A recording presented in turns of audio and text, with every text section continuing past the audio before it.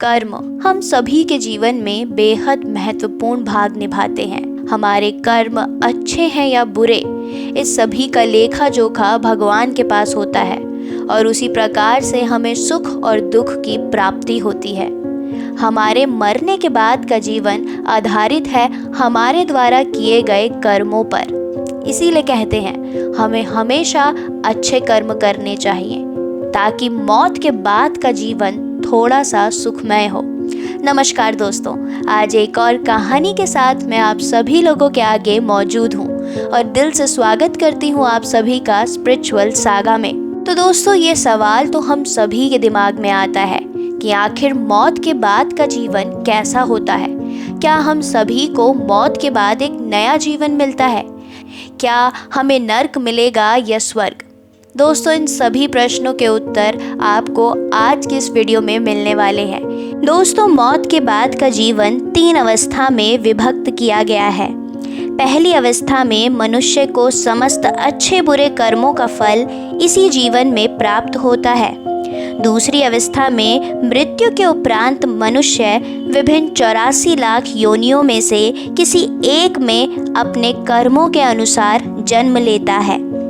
तीसरी अवस्था में वह अपने कर्मों के अनुसार स्वर्ग नर्क में जाता है।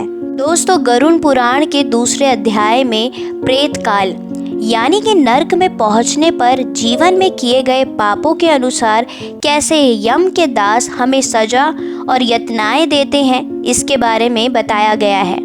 तो आइए आज की इस वीडियो में हम आपको कुछ ऐसी सज़ाओं के बारे में बताने वाले हैं जिसे सुनने के बाद आप हैरान हो जाएंगे और शायद आप सभी अच्छे कर्म को करने के लिए प्रेरित होंगे। तो दोस्तों, सबसे पहली सज़ा है तामिश्र।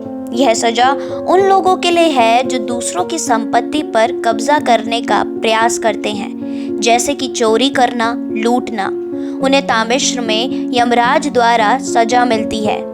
इस नर्क में लोहे की पत्ती और मुक्तर से पिटाई की जाती है। यह तब तक करते हैं जब तक उस पीड़ित के खून न निकल आए और वह बेहोश न हो जाए। तभी कहते हैं दूसरों के द्वारा मेहनत से बनाई गई संपत्ति पर हमें बुरी नज़र नहीं रखनी चाहिए। तो आइए दोस्तों, अब आपको बताते हैं दूसरे नर्क के बारे में। दूसरा नर्क है अंधा मित्र। जो पति पत्नी अपने रिश्ते को ईमानदारी से नहीं निभाते और एक दूसरे को धोखा देते हैं, उन्हें अंधा मित्र की सजा दी जाती है। अंधा मित्र में तामिश्र की तरह ही पीड़ा दी जाती है, लेकिन इसमें पीड़ित को रस्सी से इतना कसकर बांधा जाता है जब तक कि वह बेहोश न हो जाए। इसीलिए कहते हैं हर एक रिश्ते की नींव होती है ईमानदारी। रिश्ते को लंबे समय तक निभाने के लिए एक दूसरे के प्रति ईमानदार होना जरूरी है। जो व्यक्ति ईमानदार नहीं है उसके लिए जगह नर्क में भी नहीं है। आइए दोस्तों, अब आपको बताते हैं तीसरे वर्ग के बारे में। तीसरा वर्ग है राउरवम। जो लोग दूसरों की संपत्तियां, संसाधनों का आनंद लेते हैं, उन्हें ये नर्क प्राप्त होता है। उन्हें राउरवम में खतरनाक सांपों के द्वारा दंड दिया जाता है, जहाँ पर रूरू नाम की नागिन उन्हें तब तक दंड देती है जब तक कि उनका समय समाप्त न हो जाए। दोस्तों, इसीलिए कहा जाता है भगवान द्वारा जितने भी संसाधन हमें दिए गए हैं, हमें उतने में ही खुश रहना चाहिए और पाने की लालसा और चाहत हमें हमेशा गलत मार्ग की ओर ले जाती है और इसीलिए हमें प्राप्ति होती है राउरवम नाम के नर्क की। दोस्तों, अगला वर्ग है महारुवम या दूसरों के अधिकारों को छीन लेते हैं। ऐसे व्यक्तियों को पाप मिलता है महारुवम नाम के नर्क में। इस नर्क में मिलने वाली सजा बेहद ज़्यादा खतरनाक होती है, क्योंकि यहाँ पर उन्हें अनेकों प्रकार के जहरीले सांपों से कटवाया जाता है। इसीलिए हमें कभी दूसरों के अधिकारों को नहीं छीनना चाहिए। दूसरों के द्वारा मेहनत की गई संपत्ति पर बुरी नज़र नहीं रखनी चाहिए। जितना हमें भगवान द्वारा दिया गया है उतने में ही हमें भगवान का शुक्रगुजार होना चाहिए। दोस्तों, अब हम आपको बताते हैं अगले नर्क के बारे में। अगला नर्क है कुंभी पाकम। इस नर्क में उन लोगों को सजा दी जाती है जो कि अपने मज़े और अपने मनोरंजन के लिए बेजुबान जानवरों को परेशान करते हैं। इस नर्क में उन लोगों को गरम तेल के बर्तनों में उबला और तला जाता है। इसीलिए कहा जाता है बेजुबान जानवरों पर अपनी शक्ति और बल का प्रदर्शन ना करें। वह बेहद नाजुक होते हैं और ना ही कभी किसी का बुरा चाहते हैं। इसीलिए जानवरों का पालन करना चाहिए। दोस्तों, अब आपको बताते हैं अगले नर्क के बारे में। अगला नर्क है असित पात्र। जो लोग अपने कर्तव्यों का परित्याग करते हैं, भगवान के आदेश को नहीं मानते हैं और धर्म प्रथाओं का उल्लंघन करते हैं, उनको असित पात्र नामक नर्क में दंड मिलता है। असित पत्र से बनी चाबुक से उन पर तब तक हमला किया जाता है जब तक कि व्यक्ति बेहोश न हो जाए। अब हम आपको बताते हैं अगले नर्क के बारे में, जहाँ पर उन लोगों को सजा दी जाती है जिनको भगवान द्वारा असीमित संसाधन प्राप्त हैं, फिर भी वह ज़रूरतमंद लोगों की सहायता नहीं करते। जी हाँ, यह नर्क है अंधकूपम। यहाँ उन लोगों को सज़ा दी जाती है जिनके पास संसाधन होने के बावजूद भी लोगों की सहायता नहीं की जाती। यह अच्छे लोगों पर अत्याचार करते हैं। ऐसे लोगों को अंधकूपम नामक नर्क में लाया जाता है या उनको जंगली जानवरों के बीच में छोड़ दिया जाता है। उनको एक ऐसे कुएं में फेंक दिया जाता है जिसमें शेर, बाघ, बाज, सांप और बिच्छू जैसे विषैले जानवर होते हैं। अब हम आपको बताने वाले हैं अगले नर्क के बारे में, जो कि अपने बल और शक्तियों का गलत उपयोग करते हैं। यह नर्क है अग्नि कुंडम।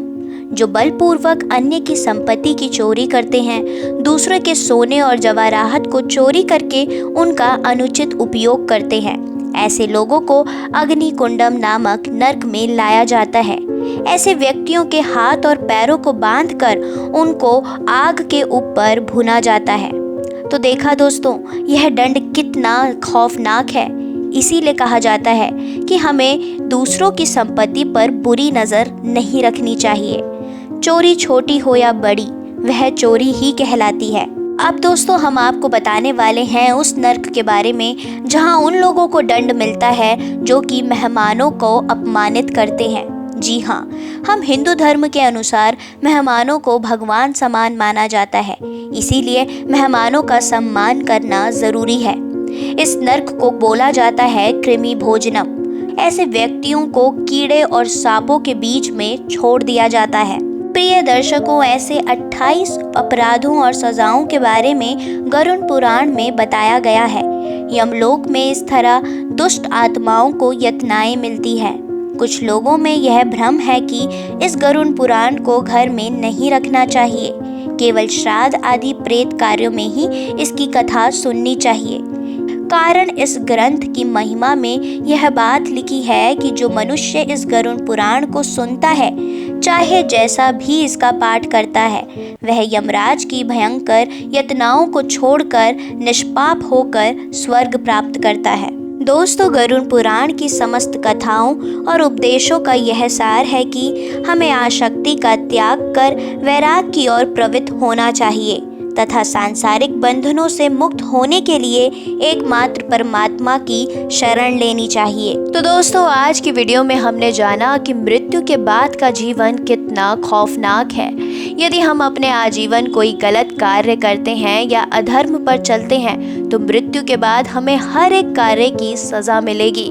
इसीलिए कहा जाता है कि हमें अच्छे कर्म करने चाहिए। जितना हो सके दूसरे की सहायता करें, दूसरे का सम्मान करें, ताकि आपका जीवन सुखमय हो, आपको नर्क की नहीं स्वर्ग की प्राप्ति हो।